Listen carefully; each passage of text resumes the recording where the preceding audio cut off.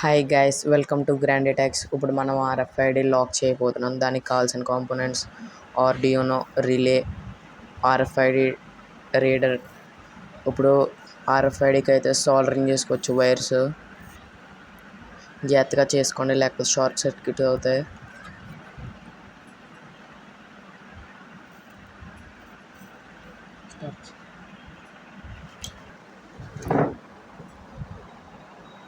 మధ్యలో ఆర్క్యూ ఏదో ఉంటుంది కదా, అదైతే వదిలేయండి. ఆర్ఎఫ్ఐడి నుంచి ఆర్డినోకి చేస్తున్నాం అనమాట ఇప్పుడు సోల్డరింగ్. తర్వాత రిలేకి తెలుసు కదా, గ్రౌండ్ అవుట్ విసిసి.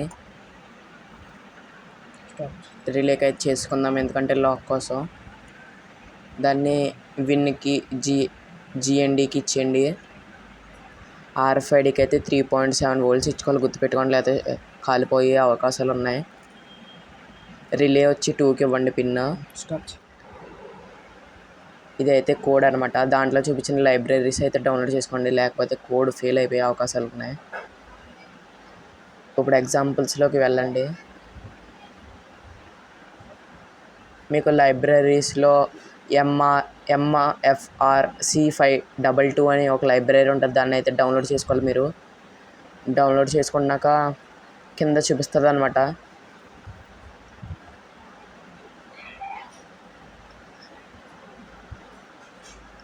అదైతే చూడండి, అదిగోండి వచ్చింది MFRC522 అని. దాంట్లో అయితే ఆర్ఎఫ్ఐడి రీడర్ పర్సనల్ డేటా అని ఉంది కదా, అదైతే ఓపెన్ చేయండి. మీకు కోడ్ ఓపెన్ అవుతుంది ఒకటి. ముందు మనమైతే దీనికి కావాల్సిన పిన్స్ అవి సోల్డరింగ్ చేసుకుని ఉంచుకోవాలి. చేసుకుని ఆ కోడ్ అయితే నేను ఆల్రెడీ ఆర్డినోలోకి అప్లోడ్ చేశాను అనమాట. మీరు చేసి అలాగా మీకు కావాల్సిన ట్యాగ్ దాని మీద పెడితే మీకు ఐడి చూపిస్తుంది అనమాట. అలాగా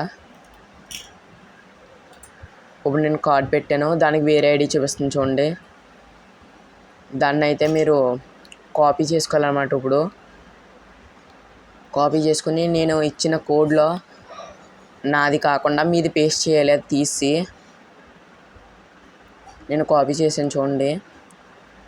కోడ్ సర్క్యూట్ డయాగ్రామ్ కావాలితే నాకు కింద నెంబర్ ఉంటుంది, దానికైతే కాల్ చేయొచ్చు, వాట్సాప్ మెసేజ్ చేయొచ్చు. ఆ కోడ్ ఓపెన్ చేసి కిందకి రండి.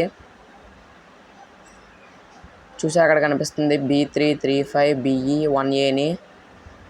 దాని బదులు మీకు వచ్చిన ఐడి, అంటే ఒక్కొక్కరికి వేరేగా వస్తుంది అనమాట. మీకు ఇచ్చిన ఐడి కాపీ చేసి పేస్ట్ చేయండి అక్కడ.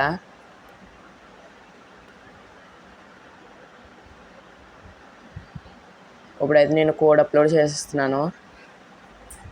ఫస్ట్ టూల్స్లోకి వెళ్ళి ఆర్డినో యూనో సెలెక్ట్, అది మీరు ఏది వాడితే సెలెక్ట్ చేసుకోండి. పోర్ట్ సెలెక్ట్ చేసుకోవాలి. నేనైతే అప్లోడ్ చేస్తున్నాను.